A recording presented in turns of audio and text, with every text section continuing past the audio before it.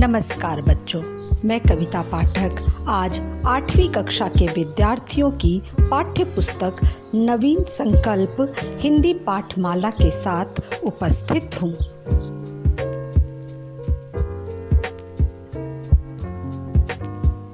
संस्कृत में कहा गया है, दृष्टि किम अपि लोकेस्मिन् न निर्दोष न निर्गुणम, अर्थात इस विश्व में ऐसी कोई वस्तु नहीं जो न तो सर्वथा निर्दोष हो न सर्वथा निर्गुण।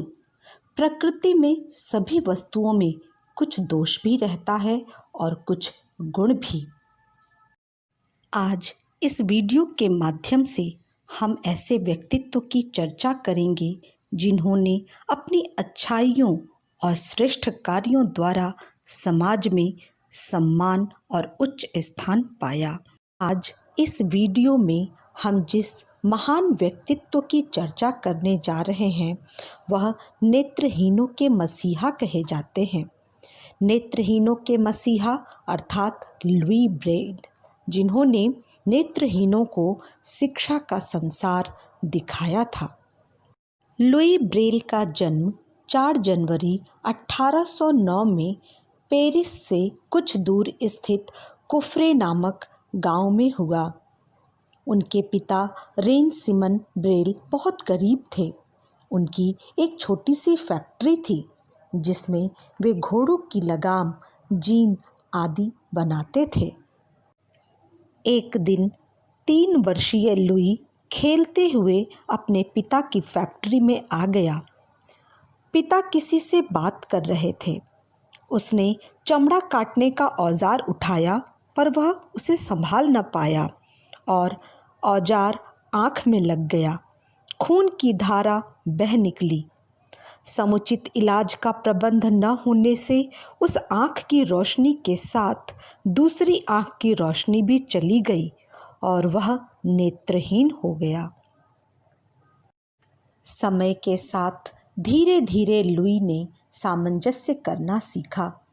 वह अपना दैनिक कार्य स्वयं करता, छड़ी के सहारे गांव भर में घूमता था। कुफे के एक पादरी जैंक्विस बेलुई ने लुई का परिचय प्रकृति से करवाया। पक्षियों, फूलों की ध्वनि और स्पर्श से पहचान करवाई, कहानियाँ सुनाई, संगीत सिखाया और उसे सामान्य बच्चों के स्कूल में दाखिला दिलवा दिया। कुशाग्र बुद्धि और संवेदनशील हृदय वाले लुई ने प्रथम आकर सबके मन में विशेष स्थान बना लिया। लुई अब 10 वर्ष का हो चला था। उसके पिता ने उसे पेरिस के ही अंध विद्यालय में प्रवेश दिलवा दिया, जहां उसने 9 वर्षों तक अनेक विषयों का गहन अध्ययन किया। शिक्षा पूरी होने पर लुई वहीं अध्यापक बन गए।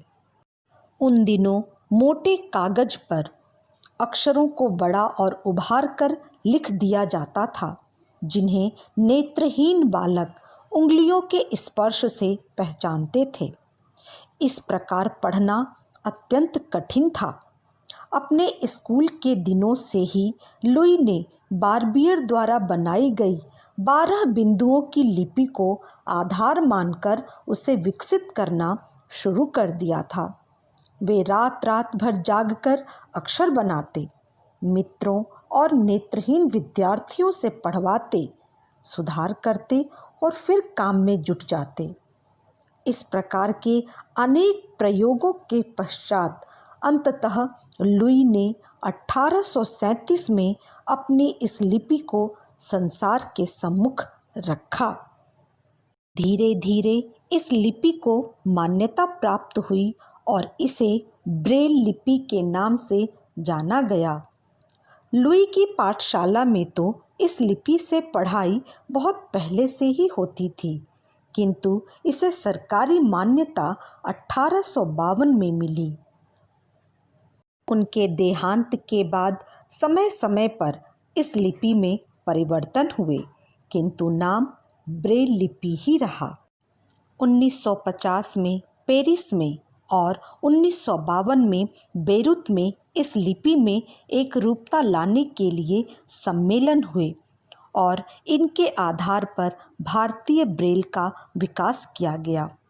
पहले जिंक की एक प्लेट में ब्रेल लिपि के डॉट बनाए जाते थे और उसे मोटे कागज पर उभारा जाता था, किंतु आज कोई भी साहित्य कंप्यूटर के माध्यम से चुटकियों में कागज पर अपनी उभरी लिपि में उतारा जा सकता है।